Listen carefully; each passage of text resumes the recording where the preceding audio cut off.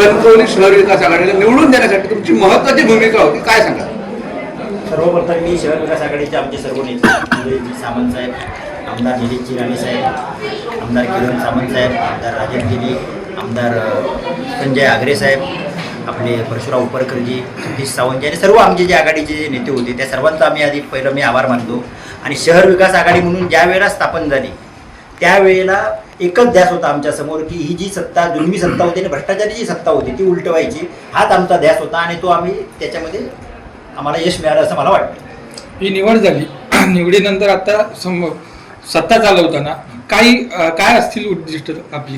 ज्या प्रकारे ज्या कंपन्या जी कामं केली होती त्याच्यामध्ये जो भ्रष्टाचार झाला आहे तो भ्रष्टाचार सगळा बाहेर काढायचा आणि कणकवलीला एक शाश्वत विकास जेणेकरून खरोखरच आम्ही बदल घडवू शकतो की नाही घडवू शकत हे कणकवली वासियांना दाखवून द्यायचं आहे आणि कणकवली वासियांना दर्जेदार सुविधा आम्हाला द्यायची आहे.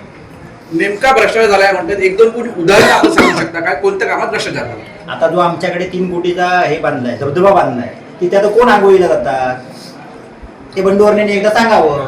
80 लाखामध्ये शौचालय बांधलंय वार्ड क्रमांक 11 मध्ये, त्याच्यामध्ये 4 चांगल्या बिल्डिंगा उभ्या राहिल्या असत्या, म्हणजे 4 घरं लोकांची उभी राहिली असती, त्याचा कोण वापर करतोय? किंवा आमच्या ब्रिज खाली जे हे आहे स्वच्छतागृह आहे त्याचा वापर झालाय का आतापर्यंत? आणि बंडूवर्णेने येऊन बघावं की कटकेदेवी मंदिर पासून जो नरडेवर जुना नरडेवर रस्ता जो रस्ता झालाय तो किती खडबडीत आहे, गुळगुळीत झालाय की खडबडीत झालाय ते बंडूवर्णेने येऊन एकदा सांगावं. गांगो मंदिरमध्ये 40 लाखाचं काम घेतलं होतं, तिथे काय खड्डे भरायचं काम 40 लाखाचं कसं असू शकतं ते बंडूवर्णेने एकदा येऊन आम्हाला सांगावं. म्हणजे खरोखरच विकास झाला की त्यांचा विकास झाला ते बंडूवर्णेने येऊन समोरासमोर बसून मान्य करावं.